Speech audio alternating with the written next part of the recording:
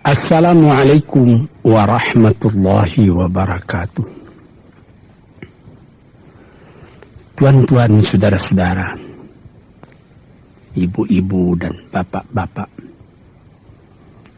yang sudi mendengarkan keterangan agama yang saya berikan di dalam kaset ini. Moga-moga Tuhan melimpahkan, mengurniakan rahmat dan nikmat-Nya kepada kita semuanya. Saya akan membicarakan suatu ayat yang bertemu di dalam surat Al-Baqarah. Bunyinya, Allahu waliyul ladzina amanu yukhrijuhum minadh dhulumati ilan nur. Walladzina kafaru awliya'uhumut taghut yukhrijunahum minan nuri ila dhulumat. Artinya, Allah adalah menjadi pemimpin bagi orang-orang yang beriman, orang yang mempunyai kepercayaan yang teguh. Dan Allah, apabila orang itu telah betul-betul menganggap Allah menjadi pemimpinnya, Allah pun menjamin mengeluarkannya daripada gelap gulita kepada terang benderang. Gelap gulita kebodohan kepada kecerdasan. Gelap gulita kehidupan tak tentu arah kepada tujuan yang sejati. Sebaliknya, orang yang kafir yang tidak percaya kepada Allah, maka sebaliknya yang terjadi, daripada terang benderang, dia akan dipimpin oleh taghut, oleh kekuasaan-kekuasaan yang bukan bersandar kepada Allah. Dan yang demikianlah yang akan mengeluarkannya daripada terang benderang kembali ke dalam gelap gulita. Oleh sebab itu, rohani manusia itu adalah melalui di antara gelap dan terang kehidupan itu, di antara terang dan gelap kehidupan. Kalau sekiranya jasmani kita, kalau sekiranya badan kita yang lahir ini diberi cahaya oleh matahari yang terbit di waktu pagi, yang terbenam di waktu sore, rohani kita pun diberi juga terang oleh suatu yang lebih terang dari matahari, yaitu petunjuk dan hidayat Tuhan. Di dalam Al-Quran, Tuhan memberikan bujukan, memberikan jiwa besar kepada orang-orang yang beriman itu. Tuhan bersabda, La tahinu wa la tahzanu wa antumul a'launa in kuntum mu'minin. Engkau ini adalah orang yang tinggi kalau engkau tetap memegang kepercayaan kepada Allah Subhanahu wa ta'ala. Di dalam perjuangan hidup di dunia ini, perjuangan antara yang hak dengan yang batil, antara gelap dengan terang, antara keyakinan dan keraguan, manusia berjalan di sekitar itu. Di kiri dan di kanan kita berjumpalah gelap dan terang itu. Maka diberilah pedoman manusia tadi. Apa pedoman? Walaupun bagaimana hebatnya, geloranya, tofannya, halim bubunya, ombaknya dan gelombangnya kehidupan itu, manusia mesti teguh berpegang kepada iman. Sebab kehidupan di dunia itu menurut peraturannya ialah tidak ada yang tetap. Yang tetap itu ialah berubah. Berubah itulah ketetapan yang ada dalam dunia. panas sangat terik, benar, nanti akan hujan. Hujan sangat lebat, benar, nanti akan panas. Di suatu tempat terjadi hujan yang lebat, berhari-hari timbul banjir. Ya, banjir itu tidak tiap hari, nanti dia kering lagi. Di laut pun demikian pula. Ada pasang naik, tergenang ke atas. Besok pagi air itu sudah kering lagi, surut pasang. Begitulah kehidupan di dunia itu. Itu harus kita yakini supaya kita jangan terombang-ambing dalam kehidupan itu. Kalau kita sudah mulai terombang-ambing, tahu-tahu walaupun bagaimana terangnya hari, gelap timbul dalam jiwa kita sendiri. Walaupun panas terik, kita berhujan. Hujan oleh keringat kita sendiri. Jadi yang penting di sini menjaga hati itu. Sampai Rasulullah Nabi kita Muhammad sallallahu alaihi wasallam, inna fil jasadi mudghatan, di dalam tubuh manusia itu ada suatu bekuan darah. Idza salahat salahal jasadu kulluhu wa idza fasadat fasadal jasadu kulluhu. Kalau ini segumpal daging baik, seluruh badan jadi baik. Kalau dia rusak, seluruh badan jadi rusak. Apakah itu? Hati. Hati. Kendali terletak dalam hati kita. Hati artinya penuh. Bukan saja berarti pada daging, tapi pada hati dari hati, isi dari hati, atau juga akal kita. Sebab itu, maka kalau satu waktu saya pernah mengajarkan doa yang mengandung 8 sifat-sifat lemah menghilangkan kemerdekaan manusia.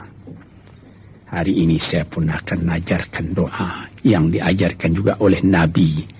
Bagaimana menjaga hati tadi. Di situ dalam doa itu ada tersebut 4 perkara. Apa tersebut? Allahumma inni a'udzubika min qalbin la yakhsha'u wa min ilmin la yanfa'u wa min nafsin la tashba'u wa min du'a illa yusma'u. Jadi 4 perkara. Yang pertama, Allahumma inni a'udzubika min qalbin la yakhsha. Aku sangat berlindung kepada Engkau ya Allah, janganlah sampai terjadi hati saya itu tidak khusyuk lagi. Ini bahaya ini. Mulai bahaya, mengancam kepada manusia. Kalau hatinya tidak khusyuk lagi, hati khusyuk yaitu hati itu tentu jelas tujuannya kepada Allah.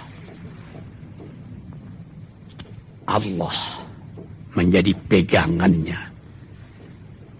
Allah menjadi bentengnya.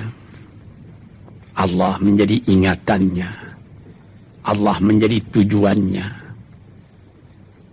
Dan kepada Allah dia kalau sembahyang menghadapkan diri, menghadapkan hati, maka permohonan kita yang pertama kepada Tuhan, ya Tuhanku, janganlah sampai hati saya ini tidak khusyuk lagi. Sebagai orang Islam, kita sembahyang 5 waktu. Di dalam Al-Quran dikatakan sembahyang itu ialah khusyuk, terpadu ingatan kepada Tuhan. Tapi kalau kita sudah, hati itu sudah mulai ditumbuhi penyakit, walaupun sembahyang, mulai sejak Allahu Akbar, pikiran sudah menjalar kepada yang lain. Piutang belum menerima, utang belum terbayar, makanan belum masak, macam-macam lah yang teringat. Padahal kita dalam sembahyang. Ini apa arti sembahyang tadi lagi? Ini sudah mulai berbahaya ini. Banyak orang yang tidak meninggalkan sembahyang, tapi tidak ada bekas dari sembahyang itu kepada kehidupannya. Di dalam sembahyang kita baca, inna salati wa nusuki wa mahyaya wa mamati lillahi rabbil alamin. Sesungguhnya sembahyangku dan ibadatku dan hidupku dan matiku sama sekali terserah kepada Allah. Ini dirasakan dalam hati, bukan cuma disebut di dalam mulut. Sebagaimana dikatakan, bukan jadi lip and service sebagai seput tangan penggosok-gosok mulut, bukan begitu. Yang dari hati. Kalau sudah dari hati yang khusyuk, ini berbekas kepada kehidupan. Aku tak takut menghadapi segala keadaan dalam hidup, sebab hatiku bertali dengan Tuhan. Dari Tuhan aku datang, kepada Tuhan aku akan kembali. Ini namanya hati yang khusyuk. Tapi kalau sekiranya bacaan tetap fasih, tapi tidak ada lagi dari hati, melainkan rutin saja. Mayang 5 waktu sehari semalam, tapi tidak merubah kepada perangai, tandanya sembahyang tadi tidak khusyuk. Ini yang pertama kita minta kepada Tuhan. Janganlah sampai kita mempunyai hati yang tidak khusyuk, hati yang tidak teringat kepada Allah. Kalau hati tidak ingat lagi kepada Allah, maka segala pekerjaan yang terlarang sudah ringan saja kita mengerjakan. Menipu, berdusta, membujuk orang lain mengerjakan perbuatan yang salah,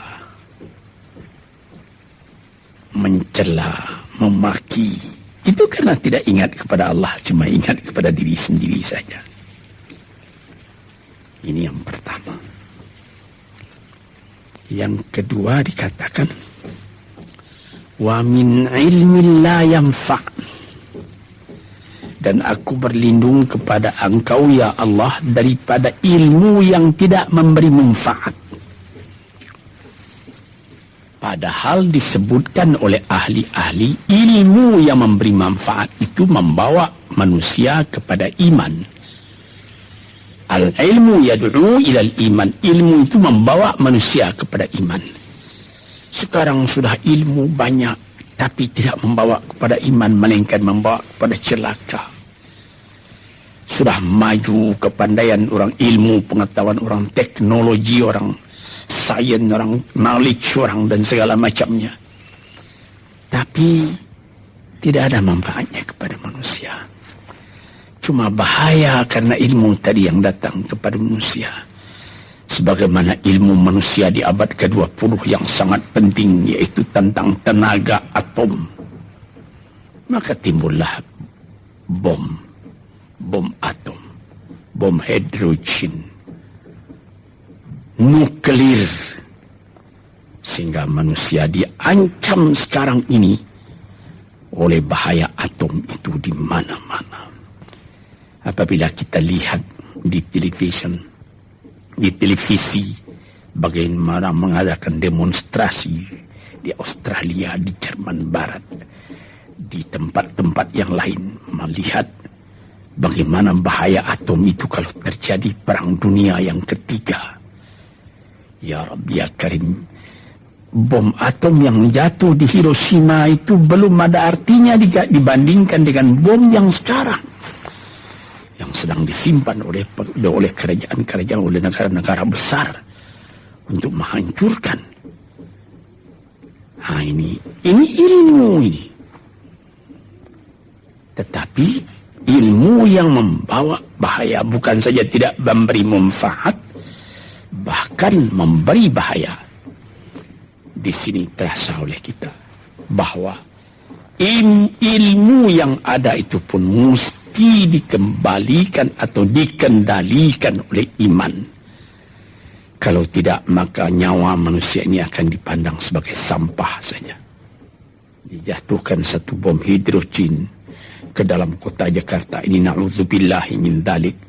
Umpamanya dimasukkan ke kota Jakarta ini, satu bom hidrogen saja itu sudah habis penduduk Jakarta yang lebih dari 5 juta ini. La haula wala quwata illa billah. Ini minta kepada Tuhan, ya Allah, majulah ilmu manusia, majulah teknologi manusia, tetapi jangan hendaknya kemajuan itu membawa kepada bahaya. Jangan ilmu pengetahuan itu membawa kepada yang tidak memberi manfaat. Ini doa yang kedua kepada Allah, Tuhan sarwa sekalian alam. Yang ketiga disebut lagi, wa min nafsin la tashba'u, dan aku berlindung kepada Allah daripada nafsu, daripada diri, daripada ego, daripada tiap-tiap masing-masing diri ini yang tidak merasa kenyang. Ini juga bahaya besar. Inilah yang menimbulkan penjajahan di dunia. Inilah yang menimbulkan, disebut dalam bahasa Arab, al-ghazwul fikri. Penjajahan. Sesudah Perang Dunia Kedua sudah banyak negeri-negeri yang merdeka. Tetapi sekarang timbul lagi penjajahan baru.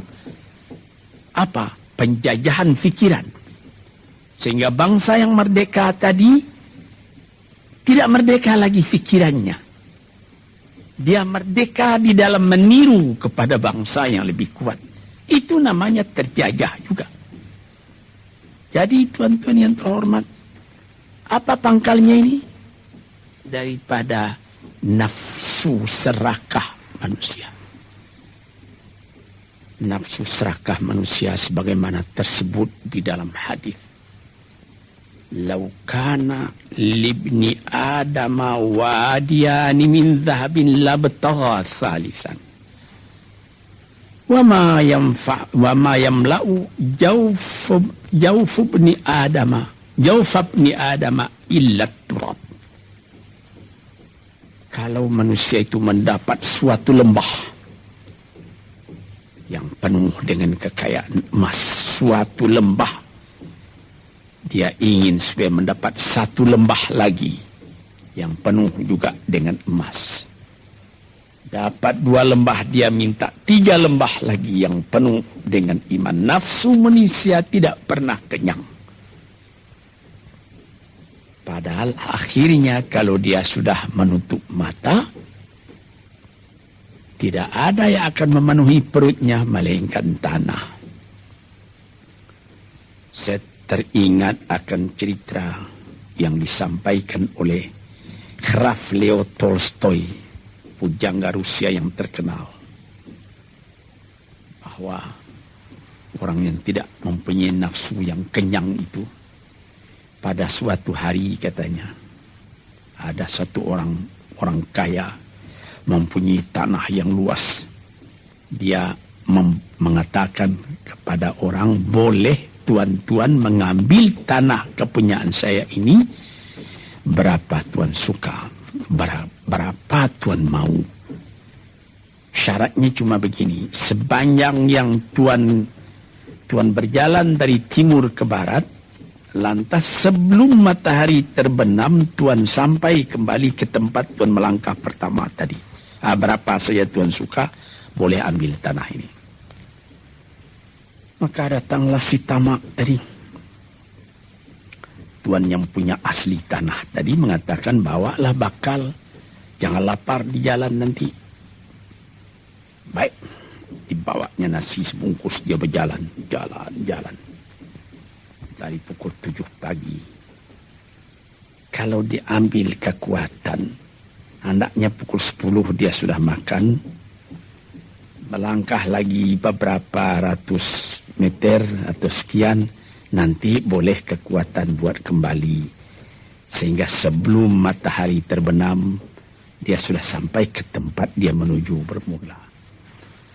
Tetapi ini orang bernafsu betul, dia minta supaya banyak tanah yang didapatnya. Dibawanya nasi sebungkus, tapi dia tidak jalan di tengah jalan, tak berhenti, karena nanti berapa meter itu nanti kalau saya berhenti, tanah yang kurang buat saya. Dia terus berjalan. Dia tidak ingat bahwa kekuatan masa pergi yang lebih cepat dengan kekuatan masa pulang yang lambat itu dia tidak taksir. Dia berjalan saja cepat-cepat. Sudah pukul 1 hari, sudah jauh perjalanan. Lantas nanti kembali. Kelemahan badan, kondisi dan situasi tidak sama lagi. Tidak secepat dia pergi dahulu lagi dia pulang kembali. Maka bukan pukul 7 dia sampai, atau pukul 5 sore tadi dia sampai ke tempat dia berjalan bermula, karena dia jalannya sudah lunglai, kaki sudah penat, badan sudah letih. Kira-kira baru pukul 2 dia tidak dapat berjalan lagi karena sudah lapar. Dia coba makan sedikit pun tidak bisa lagi seenak makan yang tadi. Habis makan pun dia berjalan lagi. Pukul 3 dia terhenti. Jauh lagi baru sampai tempat yang pertama. Menurut syarat yang diberikan oleh mempunyai tanah yang pertama, kalau engkau tidak sampai ke tempatmu yang pertama tadi sorenya, tanah ini tidak engkau dapat lagi semua. Memang tidak sampai dia. Pukul 4 dia sudah berhenti berjalan, tidak kuat lagi. Mata sudah gelap. Akhirnya karena terlalu capek, terlalu penat, mati dia di tengah jalan. Berapa dia dapat tanah tadi lagi? Cuma sepanjang badannya untuk kuburannya, yang lain tinggal semua. Ini satu misal yang dibawakan oleh Graf Leo Tolstoy, yang sesuai dengan hadis Nabi tadi, nafsul la tashba, diri manusia yang tidak pernah merasa kenyang. Kita berkehendak tidak berbatas, tapi tenaga kita sendiri berbatas. Ini kerap kali tidak difikirkan oleh manusia. Dia punya angan-angan, dia punya macam teori yang dikeluarkan. Dia lupa bahwa nanti tenaganya itu akan terbatas karena sakit, karena lapar, karena tua. Sebagaimana pepatah dari nenek moyang kita, tanda-tanda dikirimkan lebih dulu bahwa kita tidak akan lama lagi di sini. Apa? Rambut, gigi, mata sudah mulai kabur. Uban sudah mulai bertabur. Gigi sudah mulai gugur. Kulit sudah mulai kendur. Kalau mata sudah kabur, uban sudah bertabur, gigi sudah gugur, kulit sudah kendur, sudah 4 perkara. Yang kelima ialah pintu kubur. Nah, ini kerap kali manusia lupa yang demikian. Sebab itu dikatakan, ya Tuhanku, janganlah sampai aku ditumbuhi oleh penyakit nafsu yang tidak mau kenyang-kenyang itu. Nah ini, kemudian itu timbul lagi doa yang keempat. Disebutkan di situ, wa min du'a illa yusma'. Ini lebih berbahaya lagi. Ini sudah puncak dari bahaya. Apa artinya? Dan aku berlindung kepada Engkau ya Allah, daripada doa yang tidak didengar lagi. La ilaha illallah. Mendoa ya Allah, kasih aku ini, kasih aku kesempatan, tapi tidak didengar lagi. Tuan-tuan, para pendengar kasetku yang tercinta, ada tersebut dalam hadis Nabi, wa malbasuhu haramun wa mashrabuhu haram wa ghudhiya bil haram. Ya Rabb, fa'anna yustajabu lah. Ash'asa aghbara, badan sudah penuh dengan kotoran, penuh debu. Yang mudu ilaihi ila sama, menadahkan tangan keduanya ke langit. Ya Rabbu, ya Rabbu, ya Tuhanku, tolong aku, ya Allah, bela aku. Padahal yang dimakan haram, yang diminum haram, dibesarkan dengan yang haram. Fana yustajabulah. Dengan jalan apa Allah Ta'ala akan mengabulkan doa itu? Badan kotor menghadap kepada yang bersih, meminta diberi kebersihan. Bagaimana caranya? Tuan-tuan yang terhormat, pernah dalam Quran Tuhan mengatakan,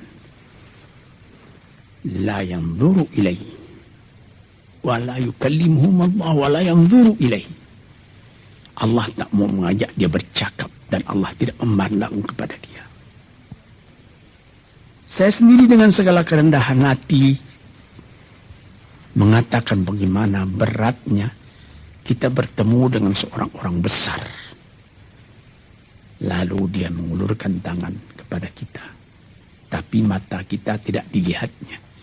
Sengsara rasanya. Bagaimana dengan Tuhan kalau Tuhan tak mau melihat kita? Nah, sebab itu para pembaca, pendengar kaset yang tercinta, berdoalah kepada Tuhan supaya hati kita selalu terbuka. Jangan sampai kita mempunyai hati yang tidak khusyuk, ilmu yang tidak memberi manfaat, jiwa yang tidak pernah kenyang, dan doa yang tidak didengar. Ya Allah, dengarkan doa kami dan tunjukkan kepada kami jalan yang benar dan beri kami terang dalam kehidupan ini. Yang keempat ialah wa min du'a illa yusma'. Dan aku berlindung kepada Engkau ya Allah, jangan sampai doaku tidak terdengar, tidak didengar oleh Tuhan. Sebagaimana kita tahu, doa itu adalah mukhul ibadah, tulang sumsum daripada ibadat kita sendiri kepada Tuhan. Segala perbuatan kita patrikan dengan doa, dengan harapan mudah-mudahan diizinkan oleh Allah. Disampaikan maksud kita, macam-macam yang kita minta kepada Tuhan. Tapi kalau doa itu sudah tak diperdulikan lagi oleh Tuhan, apa celaka kita, apa daya kita, apa upaya kita? Di sini kita melihat apa sebab maka doa tidak didengar oleh Tuhan, tidak diperkenankan oleh Tuhan. Tentu saja bukan dari salah Tuhan, melainkan dari salah kita sendiri. Di dalam Al-Quran dikatakan, Iyyaka na'budu wa iyyaka nasta'in. Al-Fatihah tersebut, kepada Engkaulah kami menyembah, ya Allah, dan kepada Engkau kami minta tolong. Tapi dengan tidak sadar, kerap kali kita berbuat terbalik. Iyyaka nasta'in wa iyyaka na'budu, kepada Engkau kami minta tolong, lalu kepada Engkau kami menyembah. Minta tolong dulu baru menyembah. Minta tolong banyak-banyak tapi terima kasih tidak ada. Tentu saja tidak didengar oleh Tuhan. Di dalam satu hadis tersebut, Asy'atha ar-rabbara yamuddu yadayhi ila as-sama'i ya Rabbu ya Rabbu, wa mat'amuhu haramun wa mashrabuhu haramun wa malbasuhu haramun wa ghudhiya bil haram fa anna yustajabu lah. Badan sudah kotor, sudah berkerunyut, kesusahan, kegelisahan kehidupan terbayang kepada tubuh sendiri.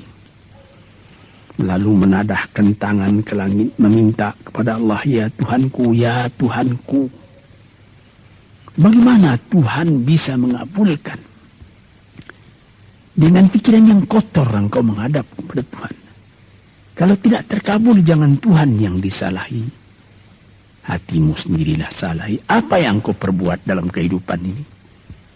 Di mana terdesak engkau ingat kepada Tuhan. Di zaman kesenangan engkau lupakan Tuhan. Di dalam mendapat percobaan engkau merengek mengadu kepada Tuhan. Jiwa yang seperti ini janganlah sampai timbul pada diri kita sendiri. Saya sudah mengalami apabila saya berhadapan-hadapan dengan orang besar. Saya ingin dia menghadapkan matanya kepada saya. Apa kabar saudara? Kabar baik. Dia lihat mata saya lihat mata dia.